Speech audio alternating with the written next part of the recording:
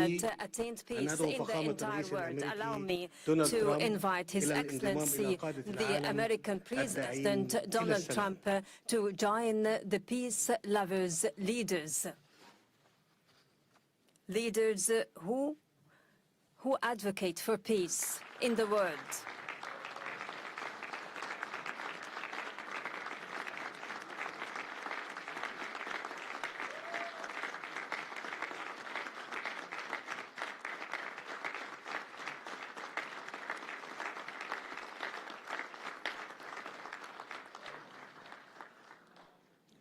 وأود أن أعرب عن تقديرنا البالغ لكم وقيادتكم الحكيمة لتلك المسيرة في ظل ظرف بالغ الدقة بما انعكس في طرح خطتكم لإنهاء هذه الحرب المأساوية والتي خسرت معها الإنسانية الكثير. وأود أن أشكر شركائنا في الولايات المتحدة وتركيا وقطر على جهودهم المخلصة وأعيد التأكيد على دعمنا وتطلعنا لتنفيذ هذه الخطة support and aspiration to the execution of this plan, creating the essential political horizon for the implementation of the two-state solution, for it is the only pathway to the fulfillment of the legitimate ambition of both Palestinian and Israeli peoples, turning over the conflict page and safely live there. Excellency President, you have demonstrated that genuine leadership doesn't mean war waging, rather the ability to bring it to a halt. We trust your leadership that is capable to carry out the current deal and to execute your entire staged plan. Excellency President, let Gaza war be the last of wars in the Middle East. Majesties, Excellencies and Highnesses, Egypt launched peace trajectory in the Middle East nearly half a century ago, specifically in November 1977. When the late President Anwar Sadat, may God shower him with his mercy, took unprecedented steady moves in the history of the region and initiated the historic visit to Jerusalem. أطلقت مصر عهدا جديدا عهد الأجيال اللاحقة فرصة للحياة وأثبت أن أمن الشعوب لا يتحقق بالقوة العسكرية فقط واليوم تعيد مصر التأكيد ومع شقيقاتها العربية والإسلامية على أن السلام يظل خيارنا الاستراتيجي وأن التجربة أثبتت على مدار العقود الماضية أن هذا الخيار لا يمكن أن يتأسس إلا على العدالة والمساواة في الحقوق. من هذا المنطلق وإذا كانت شعوب المنطقة وما زالت تنعم جميعها بحقها في الولاية الوطنية المستقلة فإن الشعب الفلسطيني ليس استثناء هو أيضا له حق أن يقرر مصيره وأن يتطلع إلى مستقبل لا يخيم عليه شبح الحرب وحق في أن ينعم بالحرية والعيش في دولته المستقلة دولة تعيش جنبا إلى جنب مع إسرائيل في سلام وأمن واعتراف المتبادل. إن السلام لا تصنعه الحكومات وحدها بل تبنيه الشعوب حين تتيقن أن خصوم الأمس يمكن أن يصبحوا شركاء الغد. وأنني إذ أغتنم هذه المناسبة أتوجه بنداء إلى شعب إسرائيل Israeli people. I say, let us turn this historic moment into a new beginning of justice and peaceful coexistence prevalent life. Allow us to look forward together to a better future for the sons of our nations. Together, stretch out our hands for our cooperation towards a just and durable peace for the entire regional populations. Excellency President Trump, let us pause at the scenes of overwhelming relief and happiness, whether down the streets in Gaza or in Israel alike, or in the entire world, after reaching the war-ending agreement. Thanks to your wise initiative, it is another evidence to the people's corruption is peace. We value as well your interest in resuming life in Gaza. Egypt will work with the United States and in coordination with all partners during the forthcoming days to lay down the common ground for proceeding towards the strip reconstruction without delay. In this context, we are willing to host early recovery, reconstruction and development conference, which would be based on your plan for ending the war in Gaza, in order to provide livelihoods and to give hope to the Palestinians on their lands. Peace cannot be completed until hands are extended for rebuilding in the aftermath of devastation. Majesties, Excellencies, and Highnesses, we look ahead to a bright future to our region, as its cities are built on hope rather on burying the memories of its inhabitants under the rubble. We have a unique and historic opportunity at hand. It might be the last to come to a Middle East free from whatever menacing its stability and progress, a Middle East where its populations relish peace and decent existence within its secured borders and safeguarded rights, a Middle East that is invincible to terrorism and radicalization, a Middle East free from mass destructive weapons. This is the very new Middle East that Egypt envisions to be embedded in collaboration with regional and international partners. Today's agreement paves the way for that, and it should be cemented and implemented in all its stages, and to reach the implementation of the two-state solution enduring our joint vision, exemplifying coexistence among the regional populations, even exemplifying integration among all its states. Honorable attendees, before I conclude my speech, and in appreciation to President Donald Trump's efforts, I would like to declare before the August attendees Egypt's decree to decorate His Excellency with the Order of the Nile, the highest state honor among Egyptian decorations. It is awarded to heads of states and to those who render great services to humankind. Thank you all.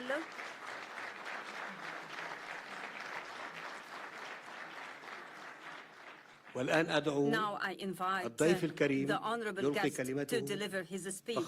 Excellency President Trump, kindly proceed. The floor is yours.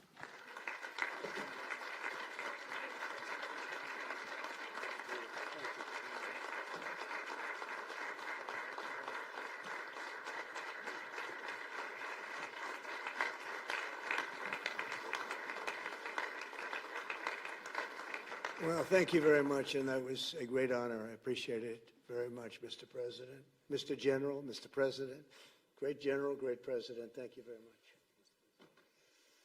This is the day that people across the region and around the world have been working, striving, hoping, and praying for. They have done things over the last month that I think were really unthinkable. Nobody thought this could happen. With the historic agreement we've just signed, those prayers of millions have finally been answered. As you know, the hostages have been returned, and further work goes on having to do with the, sadly to say, bodies.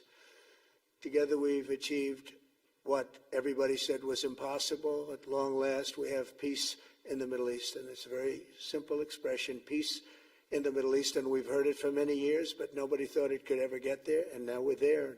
I want to congratulate everybody sitting in these first few rows and standing behind me. I don't know why they chose to stand, but I promise I'll make it short, okay? We are not going to keep you standing for long. These are great leaders. After years of suffering and bloodshed, the war in Gaza is over. Humanitarian aid is now pouring in, including hundreds of truckloads of food, medical equipment, and other supplies, much of it paid for by people in this room. Civilians are returning to their homes. The hostages are reuniting. I mean, it's beautiful. I'm just watching it backstage. The level of love and sorrow, I've never seen anything like it. It's amazing when you see they haven't seen their mother, their father. They haven't seen them in such a long time, and they lived in a tunnel, a very little tunnel, very deep, and the level of love is just incredible. It's a beautiful thing to see. In one sense, it's so horrible that it could have taken place, but in another sense, it's so beautiful to see a new and beautiful day is rising, and now the rebuilding begins. The rebuilding is maybe going to be the easiest part. I think we've done a lot of the hardest part, as the rest comes together. We all know how to rebuild, and we know how to build better than anybody in the world. I want to express my tremendous gratitude to the Arab and Muslim nations who helped make this incredible breakthrough possible. And you really did. To President El-Sisi of Egypt, who is so generously hosting us today. And I want to thank you for the outstanding job your country is doing in so many different ways and for helping us so much with this peace agreement. I also want to thank the President for the escort of 6 fighter jets. Oh, we looked out the window, we said, I hope they're friendly, and they turned out to be very friendly. But we had 3 on each side, and they are beauties right out of the great, really American manufacturing hub. We make the greatest military equipment in the world. We have the strongest military in the world by far. And I knew exactly what those planes were, and I knew exactly how much you paid for those planes, too. You paid a lot, but you got a pretty good deal. And they are great planes, and we just appreciate it. That was quite an escort in. That was very impressive. But Air Force One was really, it was covered with Egyptian desert just a few months ago. If you think about it, just a few months ago it was Egyptian desert, and now it was just a few feet off our window. And it was a spectacular sight, and I appreciate it very much. Really, that was pretty good. You got our people by surprise. I don't know if they were thrilled right at the beginning, but they were thrilled as we sailed along very, very calmly and safely. And I'm deeply honored to receive from you, Egypt's highest state honor, the Order of the Nile. The Nile is so beautiful, so magnificent. It's such a beautiful title, the Order of the Nile. Thank you very much, Mr. President. Appreciate it. Great honor. I also want to give a very special thanks to the Emir of Qatar, a man who's outstanding. He's been a friend of mine for a long time, long before politics, and he's a fantastically respected man. His Highness Sheikh Tamim is respected by everybody. He's respected by everybody, and in the most positive way, not only because of power, because of his heart. He's got a tremendous heart, and he's a great leader, and his country loves him. Thank you very much for being here. It's an honor. Let me also express our condolences to the Qataris on the tragic car crash that claimed the lives of your cherished diplomats, some of whom were known by our people, and they were supposed to be incredible people. So please extend our sorrow and best wishes. That was tough. That was really tough. On this extraordinary occasion, I also want to give our sincere thanks to President Erdogan of Turkey. He's always there when I need him. He's such a tough guy. He is tough as you can be, but we love him. And when they have a problem with you, they always call me to handle it. And usually I come through. We just have a good relationship, and we have from the beginning. And so I want to thank you very much and say hello to your wife, your beautiful wife. And it's great to be with you. Always there. When I need him, he's always there. Thank you very much, Mr. President. And I also want to thank, I just spoke to him on the phone, His Royal Highness Crown Prince Mohammed, Saudi Arabia, a special friend of mine. Boy, he's come so long and so far, and he's doing a fantastic job for his country. And I want to just thank him. And, His Highness Sheikh Mohammed of the United Arab Emirates is here. Where? He's here someplace. Well, oh, he's not here. But he's here in spirit, I can tell you that. And he's been another one. He's been absolutely incredible, and we appreciate it very much. And His Majesty King Abdullah of Jordan. And thank you very much, King Abdul of Jordan. He's here. Thank you. Thank you. Thank you very much. And you really have been a great helper. We appreciate it. Appreciate it. Prime Minister Sharif of Pakistan. And also, I have to say, my favorite Field Marshal from Pakistan, who's not here, but the Prime Minister is here, and you're going to give his regards. Where are you? There you go. Thank you very much. Do you want to say what you said to me the other day? Come, would you like to say what you said the other day? I think it was so nice. Please. Thank you very much, my dear President Trump, my dear brother, President Fadil Sisi of Egypt, Majesties, Highnesses, Excellencies, ladies and gentlemen, Assalamu alaikum, and a very good evening. Well, I would say today is one of the greatest days in contemporary history, because peace has been achieved after untiring efforts led by President Trump, who is genuinely a man of peace, who has relentlessly and untiringly worked throughout these months, day in and day out, to make this world a place to live with peace and prosperity. I would say that Pakistan had nominated President Donald Trump for Nobel Peace Prize for his outstanding, extraordinary contributions to first stop war between India and Pakistan, and then achieve ceasefire along with his very wonderful team. And today, again, I would like to nominate this great president for Nobel Peace Prize, because I genuinely feel that he is the most genuine and most wonderful candidate for Peace Prize, because he has brought not only peace in South Asia, saved millions of people, their lives. And today, here in Sharm el-Sheikh, achieving peace in Gaza is saving millions of lives in the Middle East. Mr. President, I would like to salute you for your exemplary leadership, visionary leadership. And I think that you're the man this world needed most at this point in time.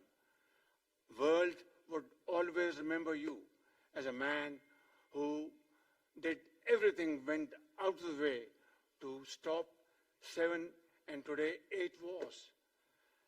I would like to thank my very dear brother, Sheikh Tamim. He's Akh al-Shaqiq, who has really worked very hard along with others to achieve peace in this region. My very dear brother, President Tayyip Erdogan, His Majesty, King Abdullah, and of course my very dear brother, Mohammed bin Zayed of UAE, and of course my very dear brother, Crown Prince of Saudi Arabia. And he has also been very, very helpful and contributed very valuably in this wonderful peace process. Ladies and gentlemen, I wouldn't want to take more of your time. Suffice it to say, had it not been for this gentleman, not only, who knows, India and Pakistan are both nuclear powers. Had he not intervened along with his wonderful team, during those 4 days, the war could have escalated to a level. Who would have lived to tell what happened? And similarly, here in this part of the world, in the Middle East, Mr. President, your valuable contribution along with President Sisi, I think history will remember in golden words. I wouldn't say more, except God bless you, God give you long life to serve like this for all time to come. Thank you very much.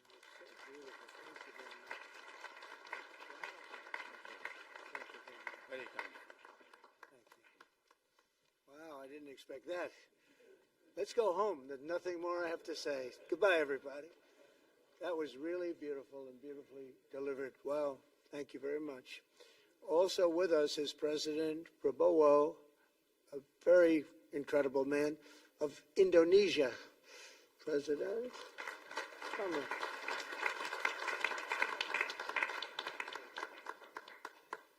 Great job. President Abbas of the Palestinian Authority. See, we have them all. We have them all. Great, great. It's good to have you. And so many others. I really have a list here. This first three rows and what's standing behind me, I don't know why they chose to stand, but that's there. They're going to be very famous tomorrow. All of them. We have the Arab League is represented by His Excellency, and thank you very much for being here. Thank you very much. We have Armenia, and Azerbaijan. That's a little war that we stopped. That's a little war. There they are. Look at them. They're sitting. When I met with them, it was in the Oval Office. They fought for like 31 years or some crazy number. And they had one sitting on that side of the Oval Office, one sitting. By the time we finished in 1 hour, they were both hugging each other. And now they're friends and they're getting along great. Look at it. So I want to thank you both. That's incredible. Really incredible. So you have Armenia and you have Bahrain, you have Canada. It's so great to have, in fact, the president called and he wanted to know if it's worthwhile. He knew exactly what it was. He knew the importance. Where's Canada, by the way? Where are you? Where are you? He knew the importance of this. He said, I want to be there. So many people have done that. They called. I mean, they heard about it. And these are not people that can do that very easily. They have pretty big schedules to put it in mind. The most powerful people.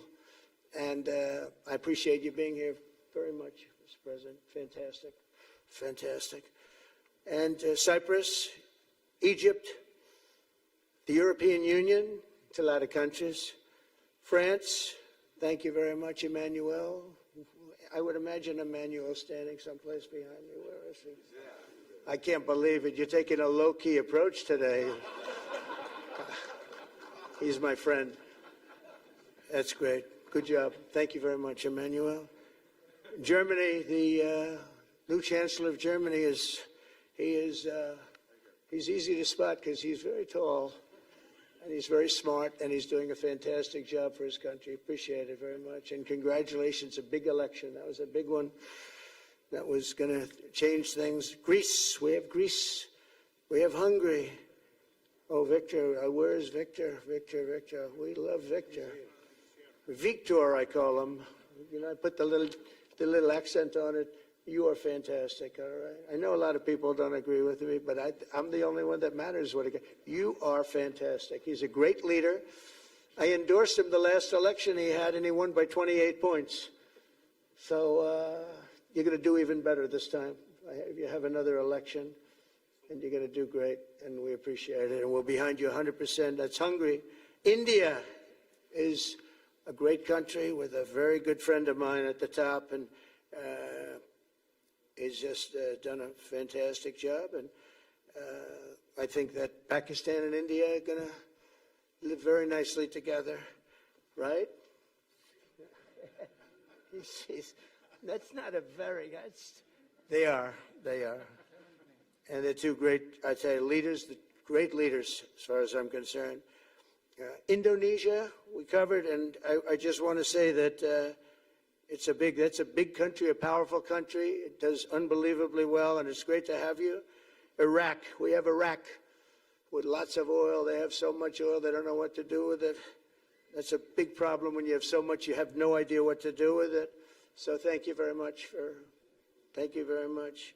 Italy, we have a young woman who's, I'm not allowed to say it because usually it's the end of your political career if you say it. She's a beautiful young woman. Now, if you use the word beautiful in the United States about a woman, that's the end of your political career, but I'll take my chances. Where is she? There she is. You don't mind being called beautiful, right? Because you are. Thank you very much for coming. We appreciate it. She wanted to be here, and she's incredible, and they really respect her in Italy. She's a very successful very successful politician. We have Norway. Oh, Norway. Norway. What happened, Norway? What happened? Where's Norway? Where is he? We have Johnny. We're going to the World Cup. I can tell you that. Where's Norway? I don't think he wants to stand. Oh, he's back there. There we have Norway. Oman. Again, we have Paraguay. We have really fantastic representative from Saudi Arabia. Thank you very much. I'll tell you what, and this time we'll get you the best seat. He always gets the best seat. He deserves the best seat. But what a great place it is. Spain. Where's Spain? Are you guys working on him with respect to the GDP? We'll get close. We'll get close. But fantastic job you're doing. And UAE, which is great. United Kingdom. Where's United Kingdom? Where's my friend? Where? Come here. Is everything going good? Very good. It's very nice that you're here. These people all came in like 20-minute notice. And I think it's fantastic. And we have so many others, and just so many others. And it's such a compliment to what we're doing, because what we've done is something very unique and very special. So it's perhaps the wealthiest and most powerful group of nations ever assembled at one time, which is a big thing. We have achieved together in recent days a change that really is historic, and it's going to be remembered forever. And I want to thank the American team for their amazing work, and I want to thank, I think he'll go down as the greatest Secretary of State in the history of our country. I really believe that, Marco, or I wouldn't say it. Marco Rubio, I wouldn't say it. Maybe I would. You're doing a great job. I'll tell you, he's on course to do it. We've done a lot of work in 9 months. We've done a lot of work. I say that, 1 year ago, a little more, but 1 year ago, America, the United States of America was a dead country. The king told me, and I use that, he said, sir, 1 year ago it was a dead country. Today you have the hottest country anywhere in the world, and it is. It's the hottest country. So many investors are here. We have over $17 trillion being invested in the United States, which is a record that nobody has ever beaten. I don't think anybody will. And we still have 4 months to go before it's a year. So in 8 months, we have over 17 trillion. We're actually very close to $18 trillion. There's never been, as an example, the previous administration had less than $1 trillion over 4 years. We have, we're close to breaking $18 trillion in 8 months. That's pretty amazing. No country's ever done that. I want to also thank Special Envoy Steve Witkoff and my son-in-law and a great guy, Jared Kushner. And I even have my daughter here, Ivanka. Ivanka, please stand up. Ivanka's here. Wow. Thank you. Thank you, Ivanka. We have a great team, and we have, as you know, General Raisin Kane. We have John Radcliffe. We have Tom Barrack. We have really a lot of good talent. We have Pete Hegseth, who's now Department of War as opposed to Department of Defense. We made a little change. Somehow I like the name better, so do you, so do a lot of people. But the momentous breakthrough that we're here to celebrate tonight is more than the end of the war in Gaza. It's with God's help, it'll be the new beginning for an entire beautiful Middle East. From this moment forward, we can build a region that's strong and stable and prosperous and united in rejecting the path of terror once and for all. We want to get rid of the terror and get on to other things. There are many other things in life that are so good. The final sprint to this deal began less than 3 weeks ago on the sidelines of the United Nations in New York. I met with many of the people in this room, and it all just started coming together. I've known so many of you for so long. You're friends of mine. You're great people. I have a couple I don't like in particular, but I won't tell you who. I have actually a few of them I don't like at all, but you'll never find out who they are. Well, maybe you will, come to think of it. But I have most of you who I like a lot, and I respect a lot. Maybe that's more important. We listened, and we exchanged ideas, and we kept pushing forward until the job was done, and the first steps to peace are always the hardest. And today we've taken them and we've put them all together and we've come up with this beautiful mix like nobody thought was possible. And as you know, I've just come from Israel. It was an amazing day to watch the hostages come in and to watch all of the other things and do all of the other things that we did. And like all of us here this evening, the Israeli people are overjoyed that the war has ended. Many of you have had dancing in the streets. They had dancing in the streets. And they've been dancing for weeks now once they heard about this and they heard that it was even a possibility.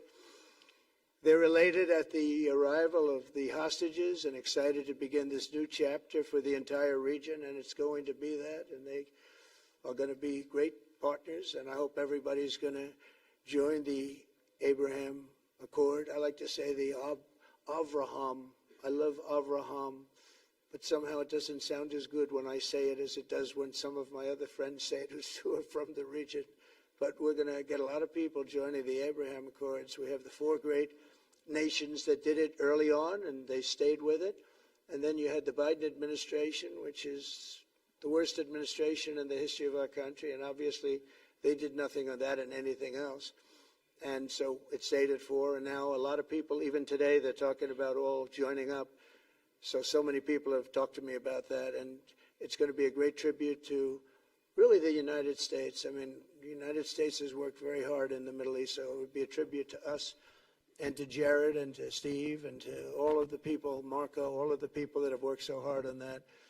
And it really is going to it's going to guarantee that it all stays together. You're going to do well because the four nations do very well. I mean, they do extremely, as they're wealthy, but they're a lot wealthier because of it. So I hope everybody's now joining up. Now we have no excuses. We don't have a Gaza, and we don't have an Iran as an excuse. That was a good excuse, but we don't have that anymore. All the momentum now is toward a great, glorious, and lasting peace, and our commitment to fulfilling the 20-point plan we developed together will be the crucial foundation for achieving that bright future, and it's being worked on right now as we speak, and we're actually in stage 3 and 4. It's not going to be, just divided down so simply. We can be long advanced on some of the things that we say we're going to do. We can take them out of order in a positive way, and we've shown how it can be done with responsible nations like the people in this room, these incredible people in this room, setting aside their differences, seeking common ground, and pursuing a better world for all of us.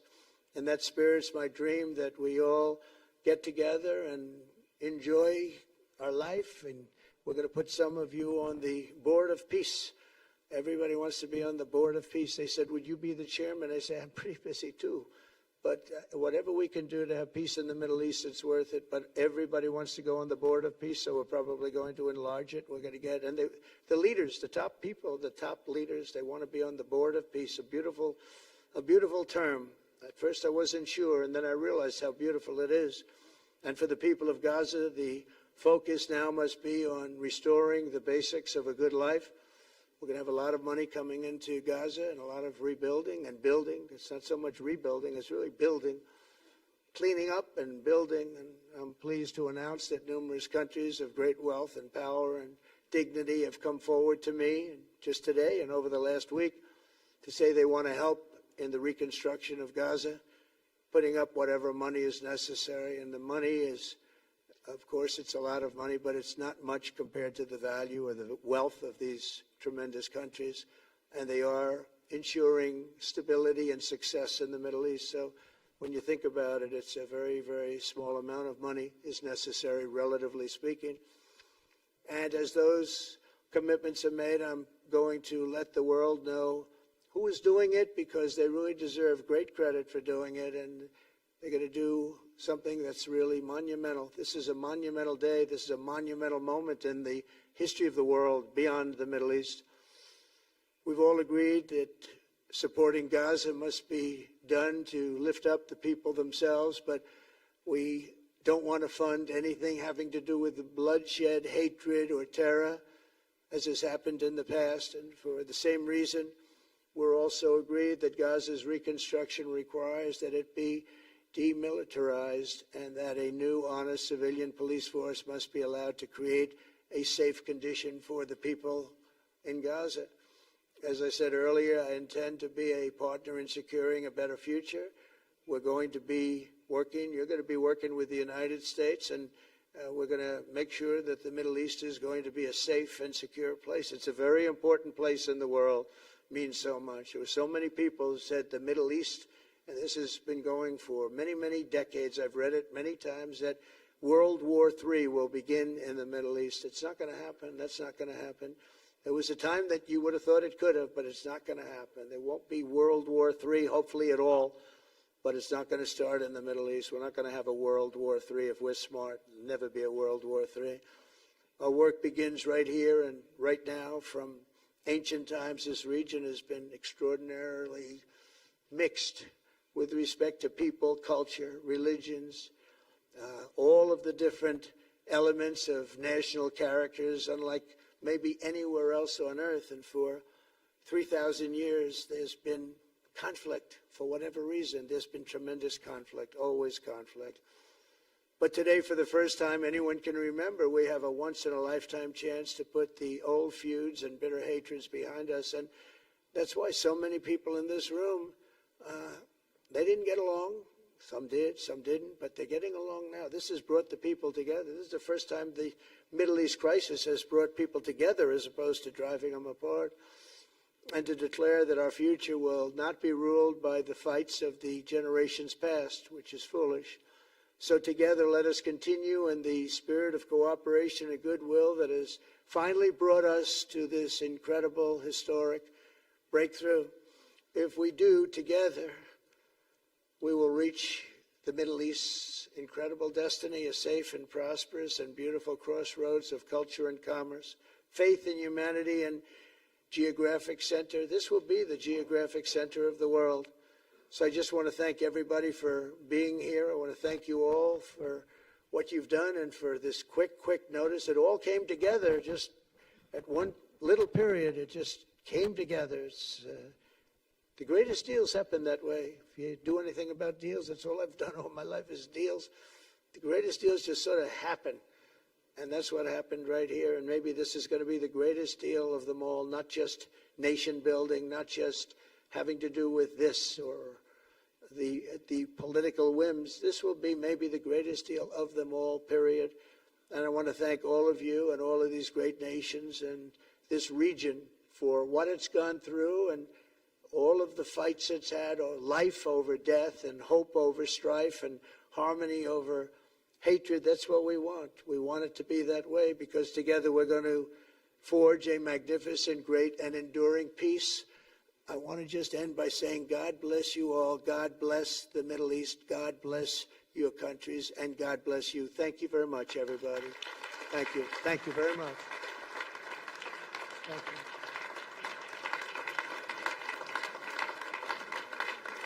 Thank you very much. So if we could ask the media to leave, and we're going to have a little conversation with all of these great leaders, which will take 5 minutes, and we'll just talk for a couple of minutes. But if we could ask the media to leave, would be great. Thank you very much. Thank you. Thank you.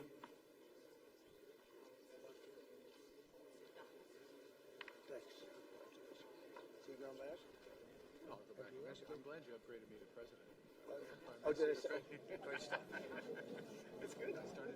He said he said Great stuff. That was great. That's great. Goodbye. Sure. Prime Minister. I will be in Washington 8th of November. Goodbye. God bless. So thank you, everybody. So to the leaders, I just want to thank you very much for being here. We'll be meeting again. We're going to be drawing some names. If you want to get involved on the Board of Peace, you'll let us know. And I just want to thank everybody. This is really a special occasion. Thank you all very much. We'll see you soon. Thank you. Thank you very much. Thank you very much. Prime Minister.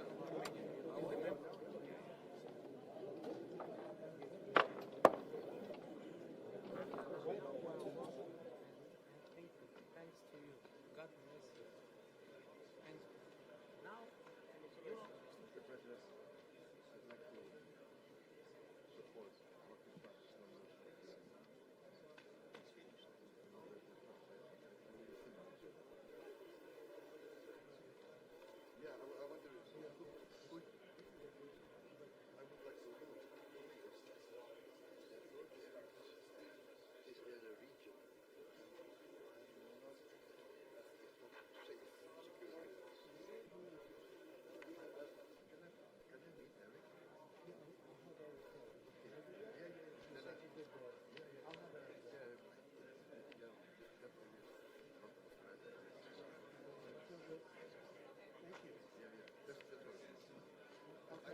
Carry on.